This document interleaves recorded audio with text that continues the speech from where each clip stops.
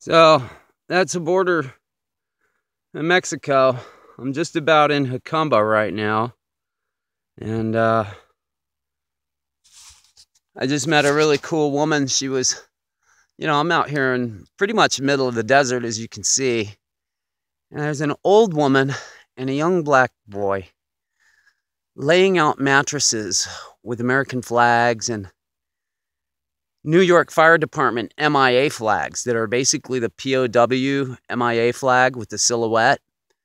Only this flag said FDNY MIA, had the silhouette of a firefighter and the helmet, and then the two towers in the background instead of guard tower.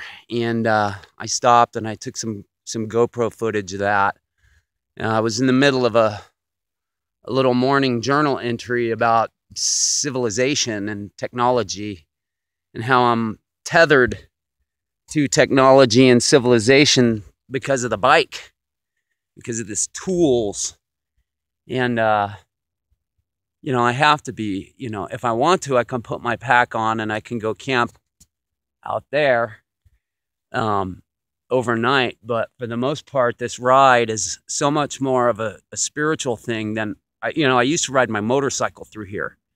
I've had a lot of motorcycles. I've had a lot of hot girls on my motorcycles, a lot of cool dudes flying down the road in formation, Billy Badass and all.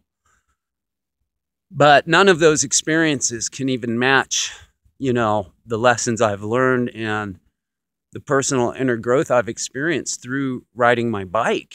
It's just so heavy. I wish more people would do it, and the guys, they missed out on stuff like that encounter I had.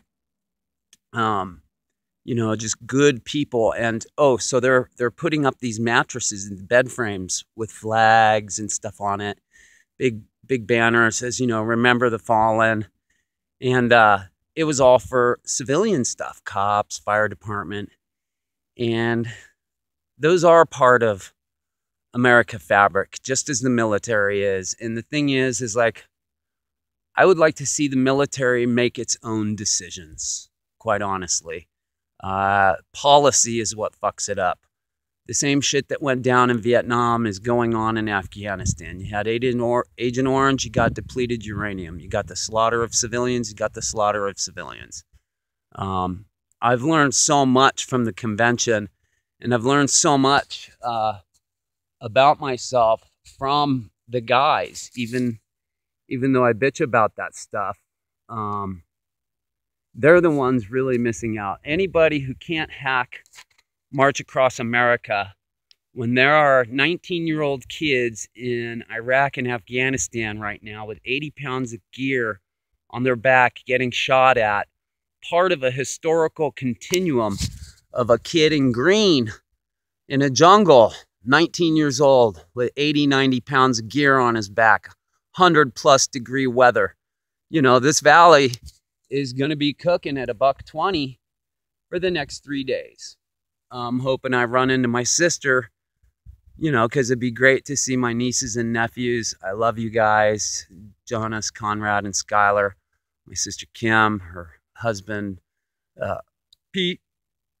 And I just want you guys to know I do this because I love the earth and her inhabitants, and I will defend this with my life if need be. And I see that as something veterans can do when they come home. They don't have to fall into 13 years of homelessness and drug abuse. They don't even have to fall into the next 30 years of trying to be normal. You just need to carve out some time each year to get on your bike and ride.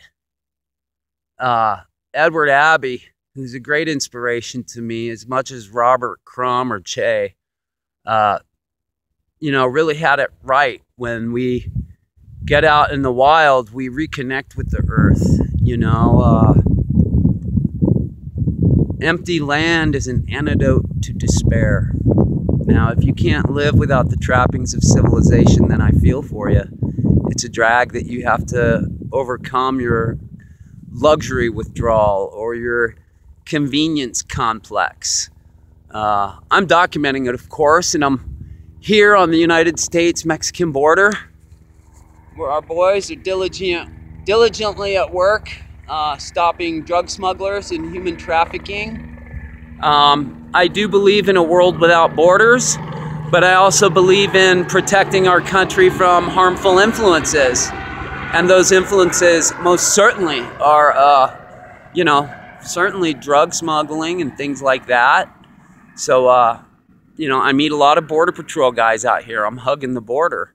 And, quite honestly, quite a few drug dealers and what they call coyotes get killed out here on the down low by the Border Patrol. So I'm also against deportation. I'm against ICE, particularly deporting veterans, deporting young, hardworking men who destroy their families by getting deported. That being said, it's a desert, man. And I think it was Robert De Niro in Casino said there's a lot of freaking holes in the desert. I hope I don't end up dead down in one of these arroyos or a ditch because I got hit by some asshole drunk driving his car 100 miles an hour, or a giant truck that doesn't see my giant flag and my giant bike. That's enough for now. I love you all. Peace.